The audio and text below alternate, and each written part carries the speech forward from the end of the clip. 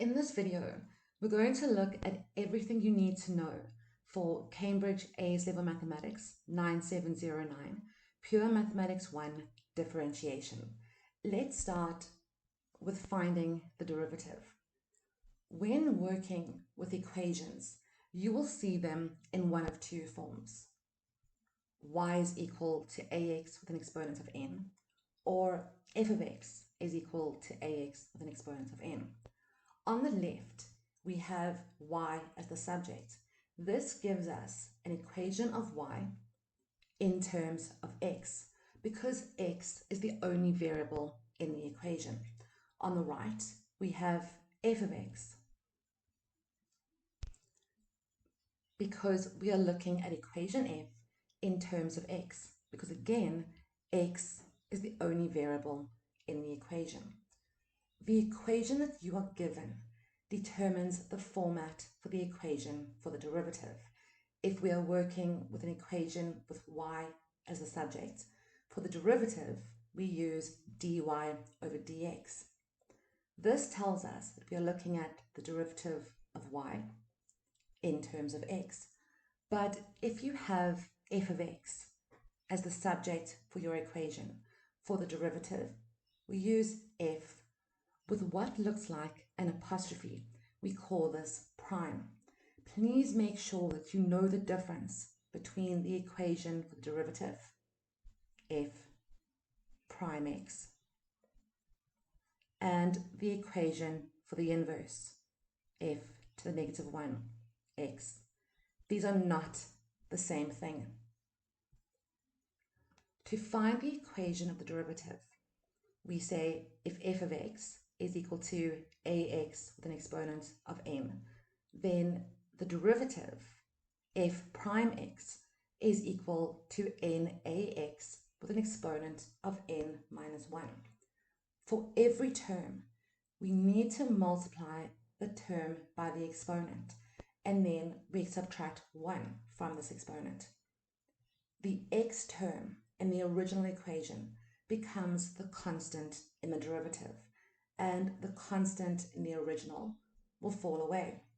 Let's look at an example. Find f prime if f of x is equal to 4x cubed plus 3x squared plus 4x plus 5. We can say the derivative f prime x is equal to, here we have a coefficient of 4 and an exponent of 3. 4 multiplied by 3 gives us 12. So we have 12x with an exponent of 3 minus 1, which is 2, plus 2 multiplied by 3, which is 6. X with an exponent of 2 minus 1. The exponent is 1. We don't have to write it down. Plus 4x. This becomes our constant. Say plus 4. And the constant in the original will fall away. Let's do one more. Determine dy over dx.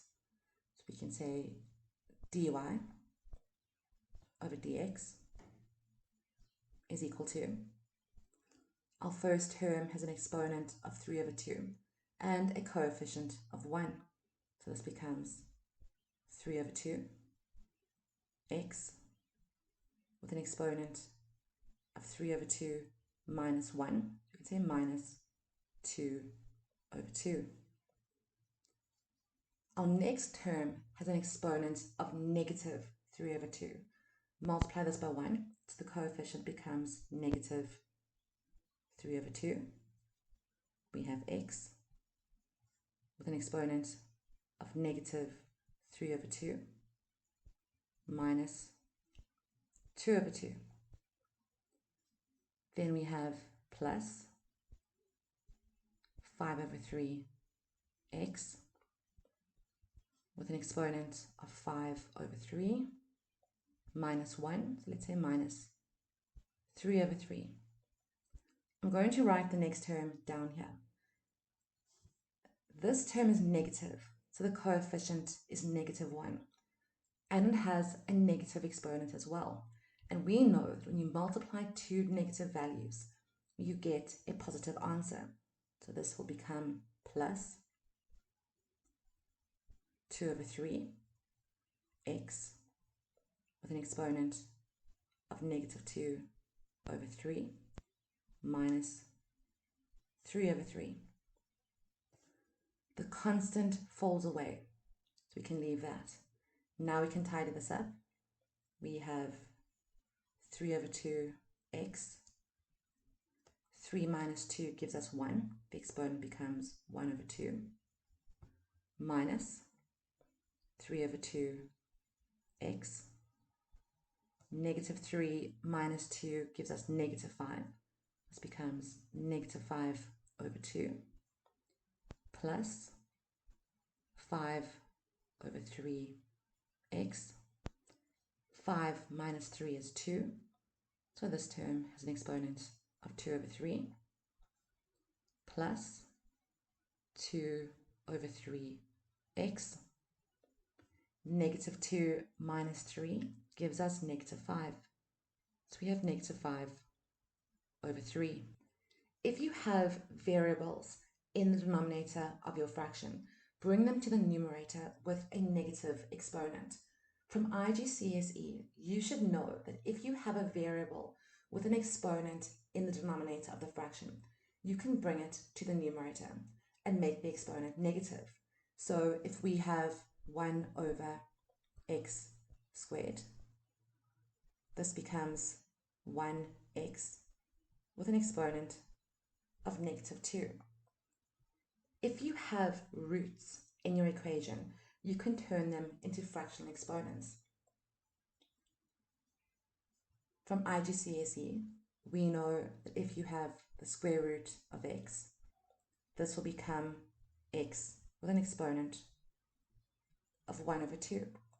If you have a variable with an exponent and a root, such as x with an exponent of 4 under a cube root,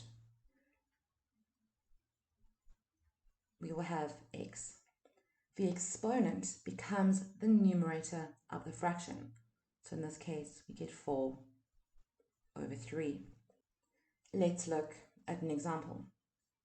Find the derivative. Now, in this equation, we have got square roots and we have x terms in the denominators of our fractions. So before we find the derivative, let's change the roots to fraction exponents and move the x terms in the denominators up to the numerators. So we're going to say that our equation, f of x, is equal to 4x with an exponent of 1 over 2 minus 8. Let's move x to the numerator, x with an exponent of negative 1 over 2 plus x with an exponent of negative 2 plus 5. Let's bring our x up and we get x with an exponent of negative 3. Now we can find the derivative of this equation. So we can say that f prime is equal to 4 multiplied by 1 over 2 gives us 2. X with an exponent of 1 over 2 minus 1 gives us negative 1 over 2. Negative 8 multiplied by negative 1 over 2 gives us positive 4, becomes plus 4. X with an exponent of negative 1 over 2 minus 1 gives us negative 3 over 2. Negative 2 multiplied by 1 gives us negative 2x with an exponent of negative 2 minus 1 becomes negative 3.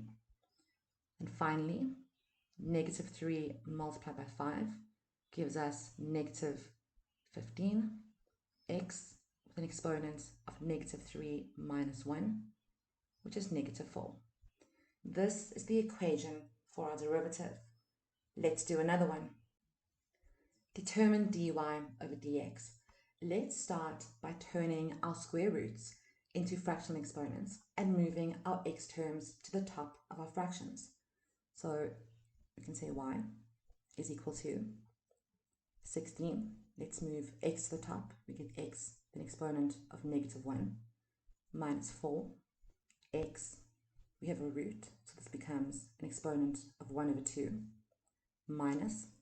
When we are manipulating our equations, we only move our x terms. So this term becomes 1 over 4, x, with an exponent of negative 1, plus 9. Let's move our root to the top. This becomes x, with an exponent of negative 1 over 2. And now we can differentiate. So we have dy over dx is equal to negative 1 multiplied by 16, negative 16, x with an exponent of negative 1 minus 1, negative 2. Then we have 1 over 2 multiplied by negative 4.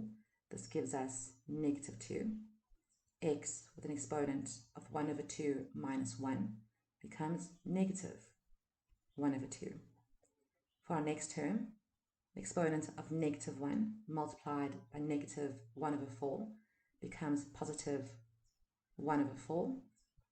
X with an exponent of negative 1 minus 1 is negative 2.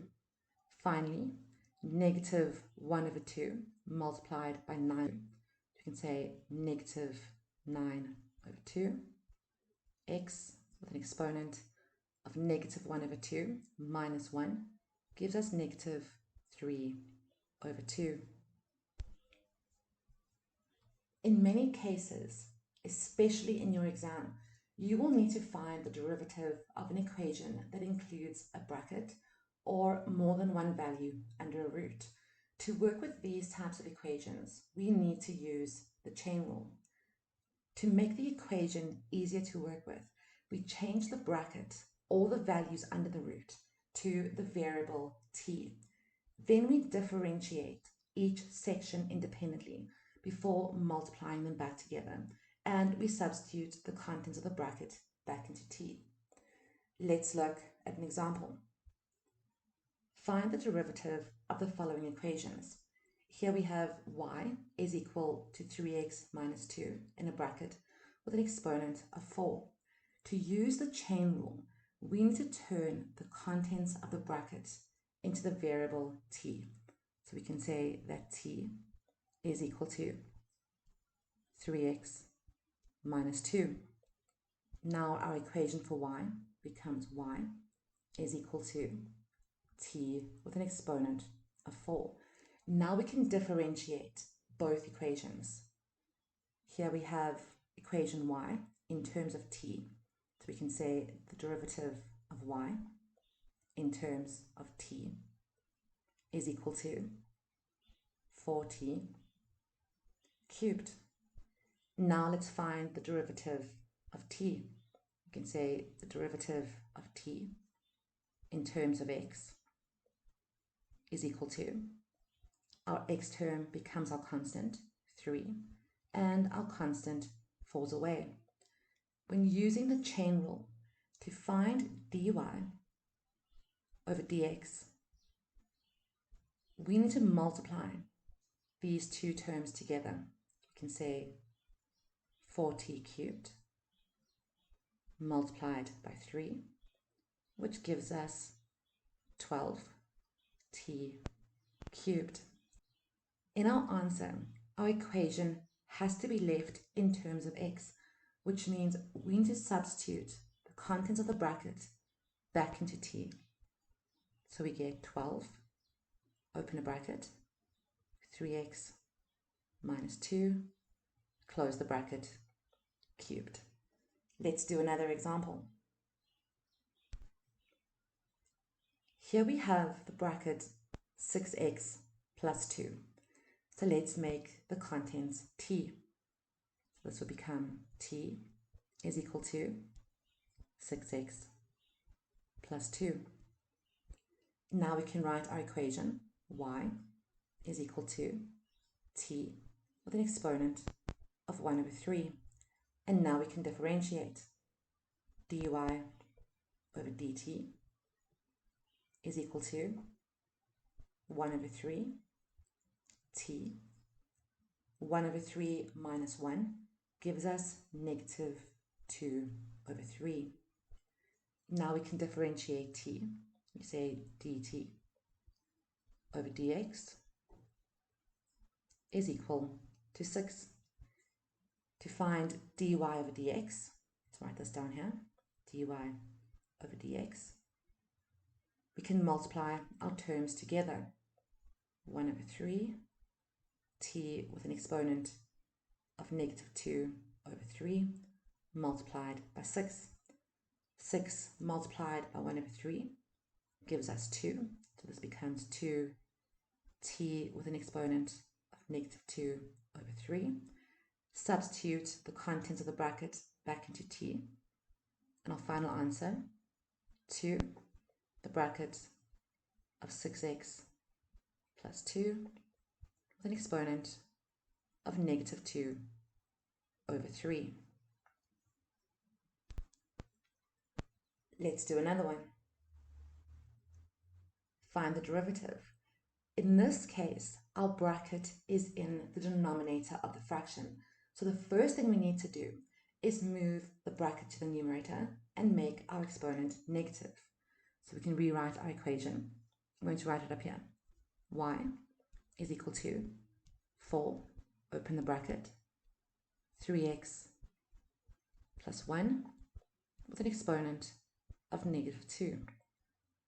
And again, we can use the chain rule. So let's make the contents of the bracket t. So the equation becomes t is equal to 3x plus 1. Now we can rewrite our equation for y. Y is equal to 4t with an exponent of negative 2. Let's differentiate in terms of t. dy over dt is equal to negative 2 multiplied by 4 gives us negative 8. T with an exponent of negative 3. Let's differentiate t. dt over dx is equal to 3. Now we can multiply our terms together. dy over dx is equal to negative 8 t with an exponent of negative 3 multiplied by 3 is equal to negative 24 t with an exponent of negative 3. Now we can put our bracket back into t, and this becomes negative 24, the bracket of 3x plus 1 with an exponent of negative 3. Let's do one final example. Find the derivative. Again, our bracket is the denominator of our fraction, so let's move it to the top. So we're going to get y is equal to 2x plus, let's move the bracket up. Because we're moving the bracket to the numerator, we don't need to write down the coefficient of 1. So this becomes the bracket of x minus 2 with an exponent of negative 3. Let's make our bracket t. So this becomes t is equal to x minus 2. We are making the bracket t, which means this term, 2x, remains as it is. So our equation for y becomes y is equal to 2x plus t with an exponent of negative 3. Now we can differentiate. dy, I'm going to say over dt, simply because we have a t variable, but we also have an x variable. So you could write it as dy over dx, but because this is not our final answer, let's leave it as dy over dt. 2x becomes 2. Negative 3 multiplied by 1 becomes negative 3t with an exponent of negative 4. let's differentiate t. dt over dx is equal to 1. Now we can say dy over dx. When using the chain rule, we only multiply dt over dx by our t term. We do not multiply it by any other variables or values in the equation. So now we have 2 minus 3t with an exponent of negative 4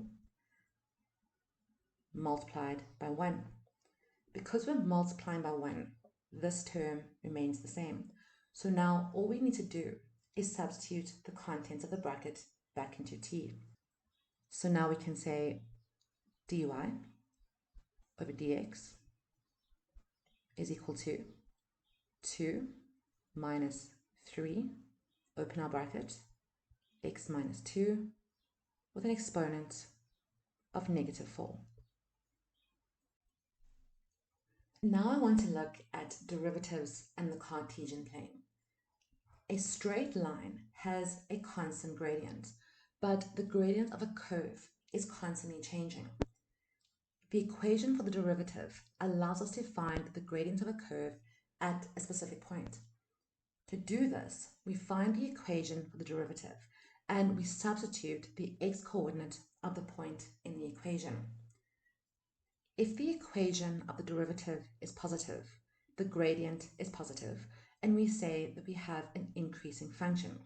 If the equation of the derivative is negative, the gradient is negative, and we're working with a decreasing function.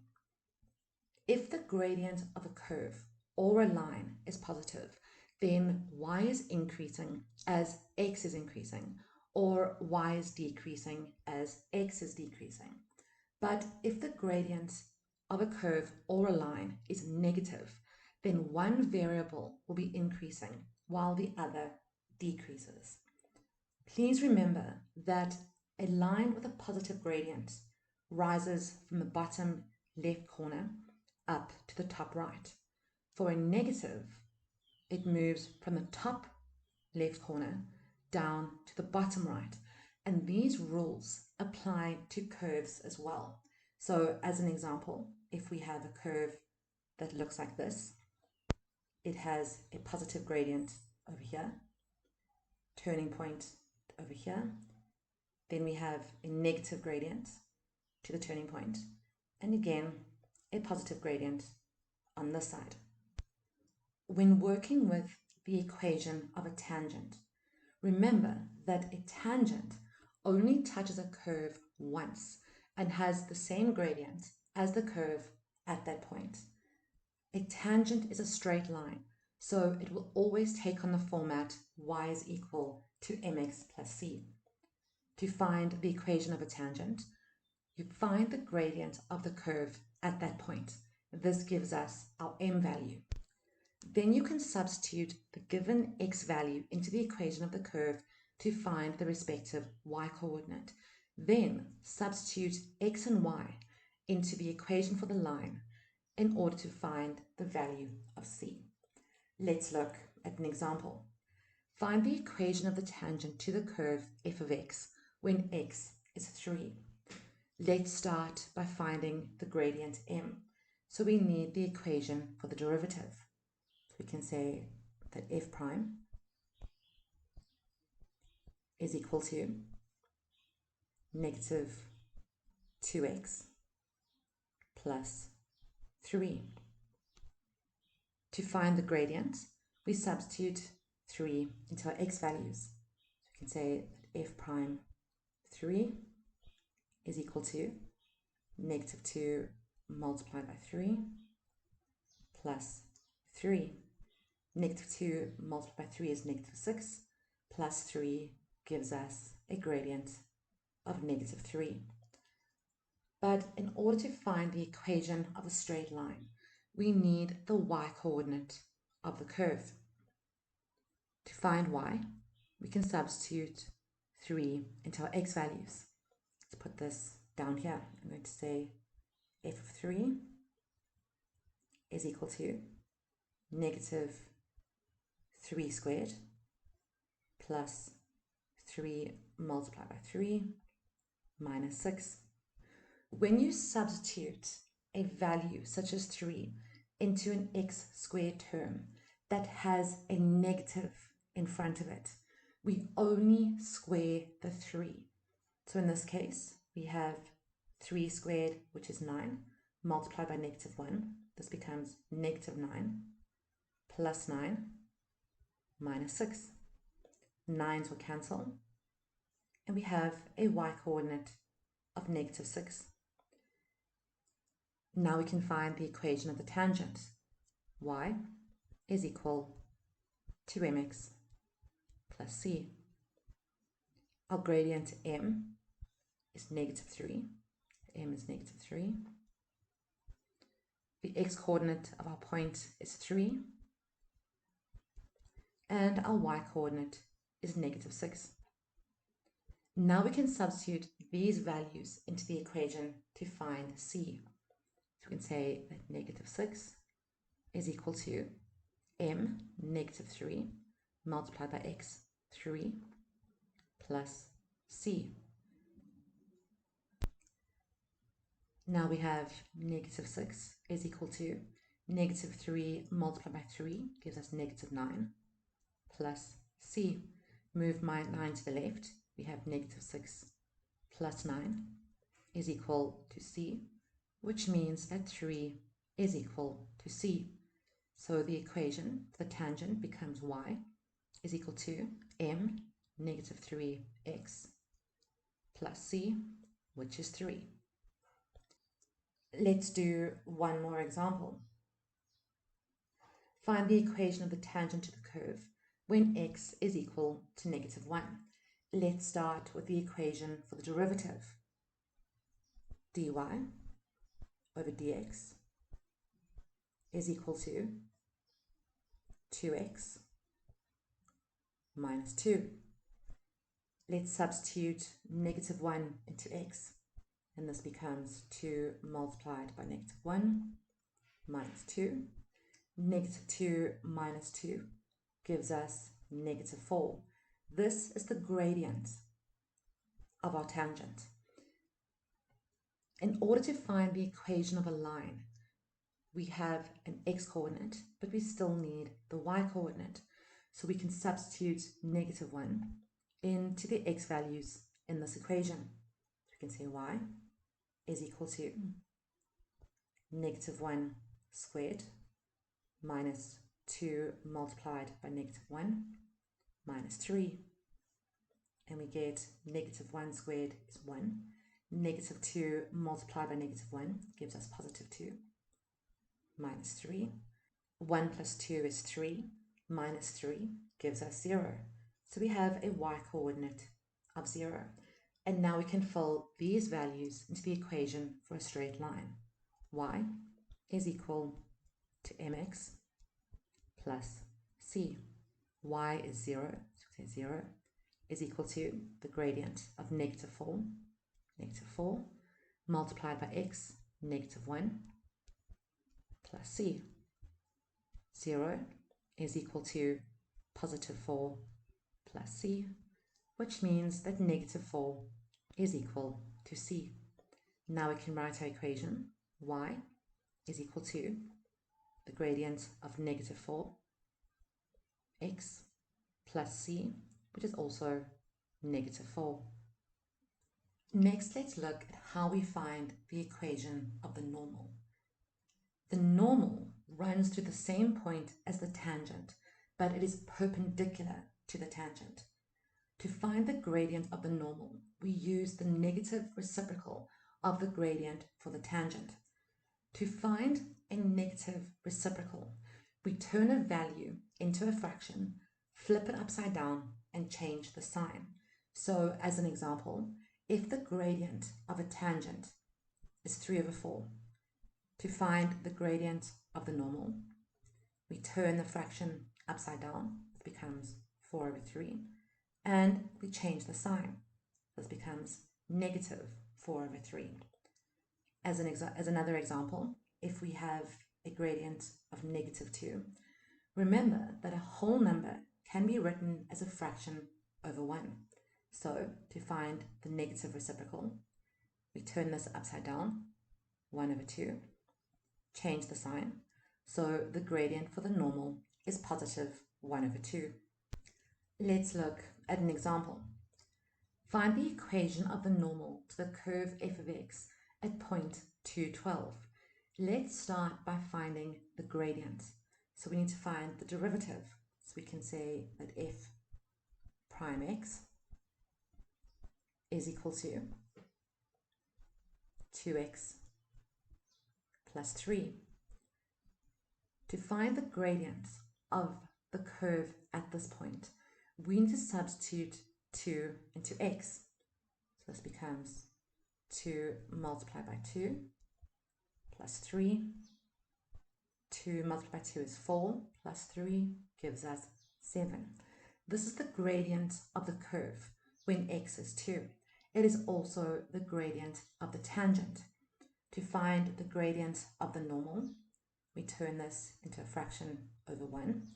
Now we can say the gradient of the normal is equal to, let's flip our fraction upside down, 1 over 7, and change the sign, negative 1 over 7.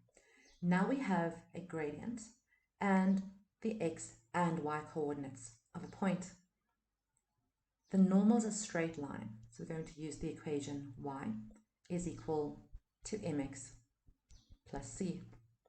Y is 12, so 12 is equal to m, negative 1 over 7, multiplied by x, which is 2, plus c.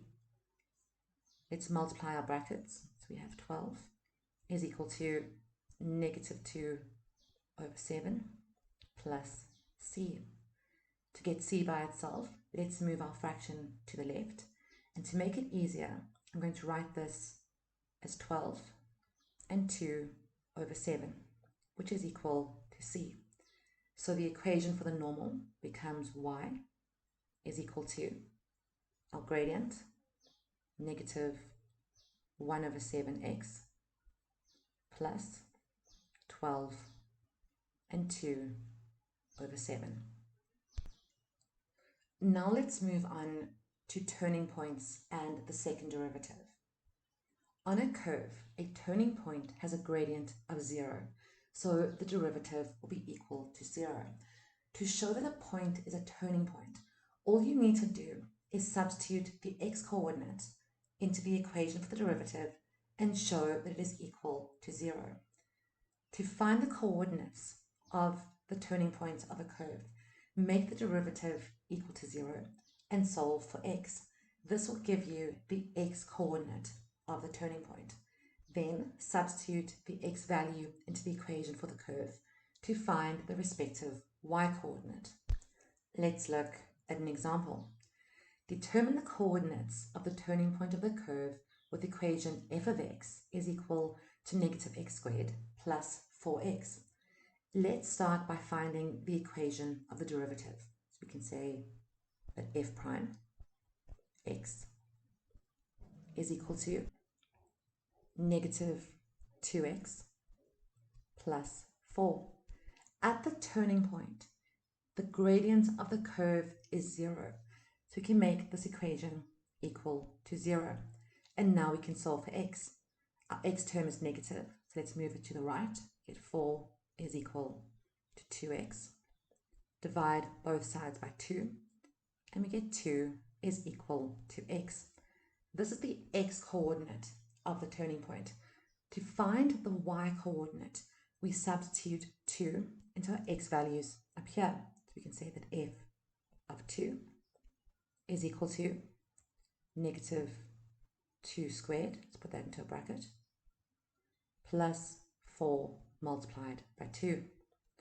2 squared is 4, so this becomes negative 4 plus 8 is equal to 4. So the coordinates of our turning point will be 2, 4. Now let's look at the second derivative. To find the second derivative, you need to differentiate the first derivative. The first derivative is simply the derivative of the original equation.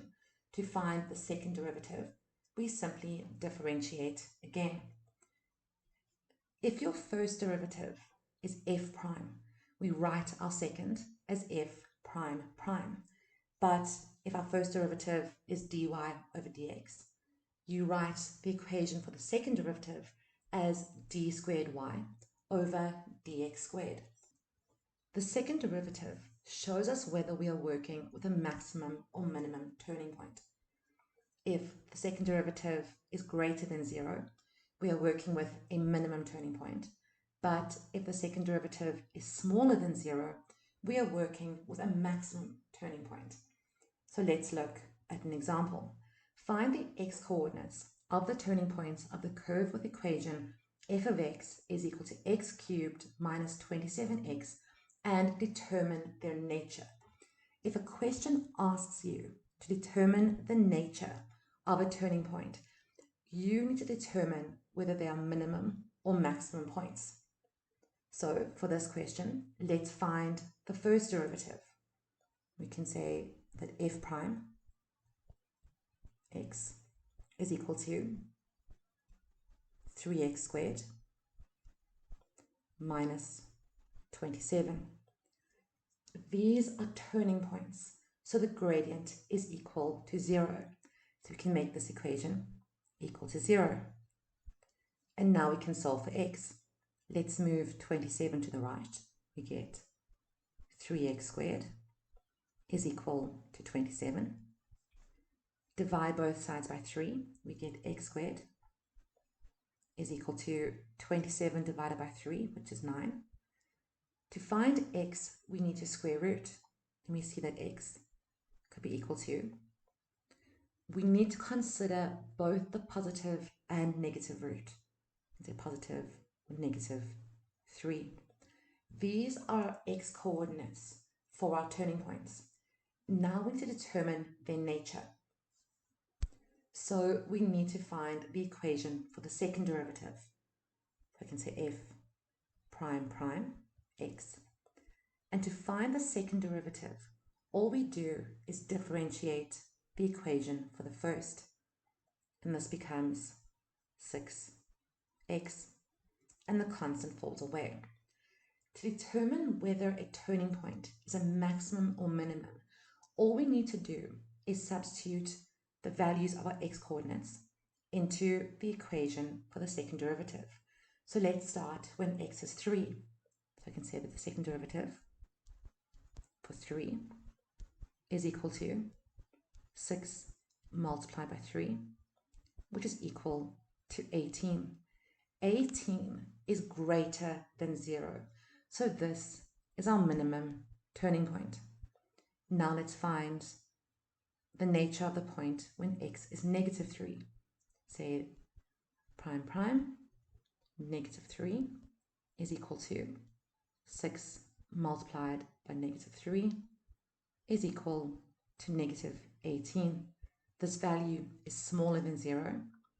So this is our maximum turning point.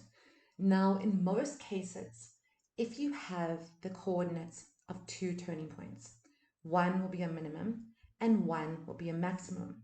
But we have seen exam questions lately where you will have either two minimum or two maximum points.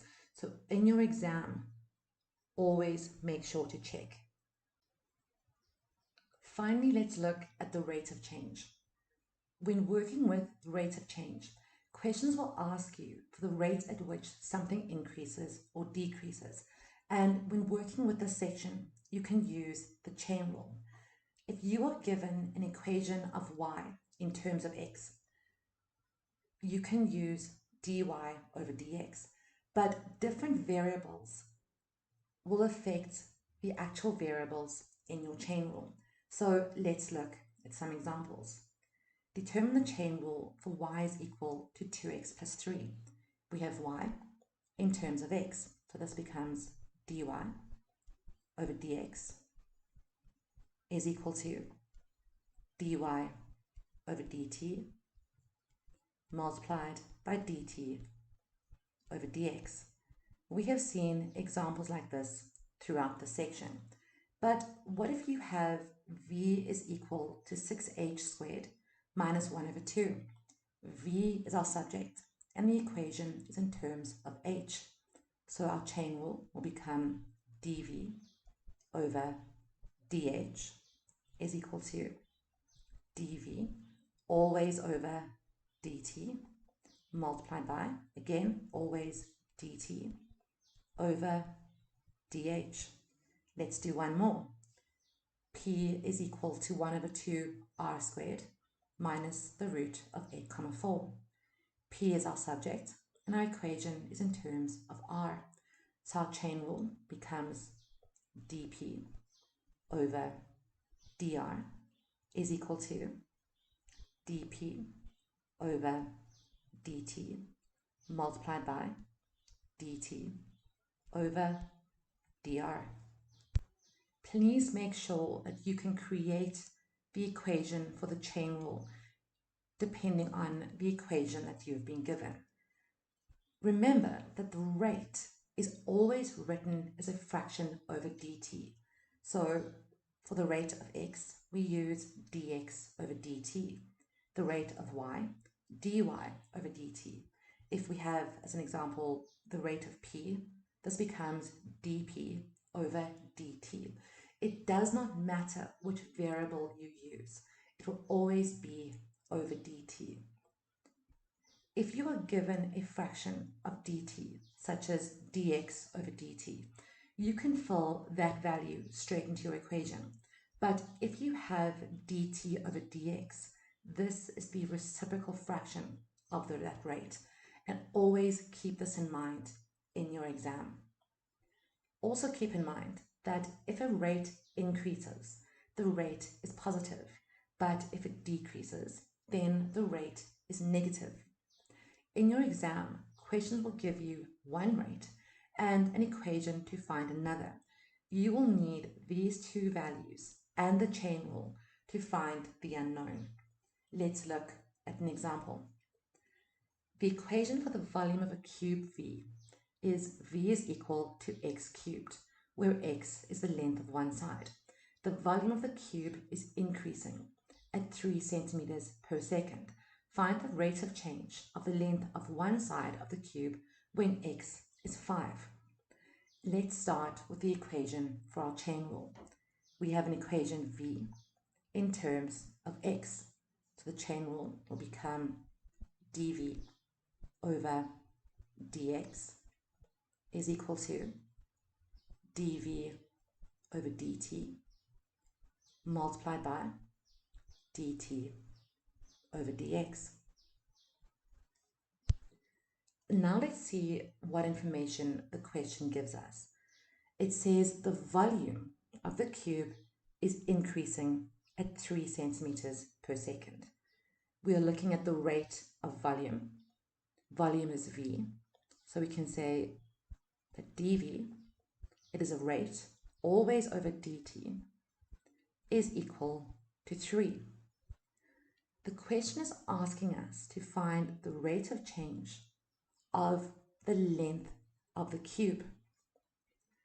X is the length, so we need to find the rate at which x is changing, dx over dt. This is our unknown value. To find this value, we also need a value for dv over dx. So let's find the equation of the derivative.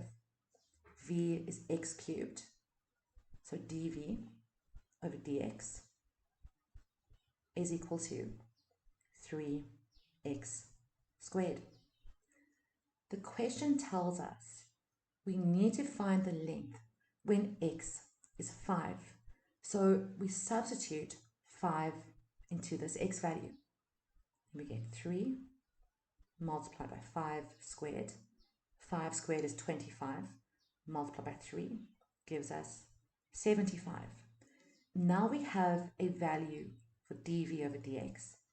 We have a value for dv over dt. And we need a value for dx over dt. So let's fill our known values into the chain rule. dv over dx is equal to 75. This is now equal to dv over dt, 3 multiplied by dt over dx. Let's divide both sides by 3. 25 is equal to dt over dx. But the question wants us to find dx over dt, their reciprocal fraction. So to do this, all we need to do is turn each of these fractions upside down. This is 25 over 1. So now we can see that dx over dt, flip our fraction, is 1 over 25. Let's do another example. The area of a circle is given as a is equal to pi r squared. The radius of the circle is increasing at a rate of 3 centimeters per second. Find the rate at which the area of the circle is increasing when its radius is 13,5 centimeters. Leave your answer in terms of pi. Let's start by creating our chain rule. We have the area A in terms of the variable r. So our chain rule becomes dA over dr is equal to dA always over dt multiplied by, again, always dt over dr. Now let's see what information we've been given. The radius is increasing at a rate of 3 centimeters. R is always the radius of a circle. The rate is 3 centimeters, which means that dr over dt is equal to 3. The question asks us to find the rate in which the area of the circle is increasing. A is our area, so we need to find the value of dA over dt. This is our unknown. To do this, we need dr over dt, and we need a value for dA over dt. So we need to find the derivative for the equation of A. So we can say that dA over dr is equal to, r has an exponent of 2, so this becomes 2 pi r. The question tells us that the radius is 13,5. So we can say 2 pi multiplied by 13,5, which gives us 27 pi. This is the value for dA over dr. Now we can fill these values into the formula. dA over dr is 27 pi, which is equal to dA over dt, the value we need to find, multiplied by dt over dr. But we have dr over dt. So dr over dt, let's make this equal to 3 over 1, which means I'm going to put this up here. dt over dr is the reciprocal fraction, so this becomes 1 over 3. We can fill this in over here. Now, to find dA over dt, all we need to do is multiply both sides by 3. 27 multiplied by 3 gives us 81. So 81 pi is equal to dA over dt. And this is our answer.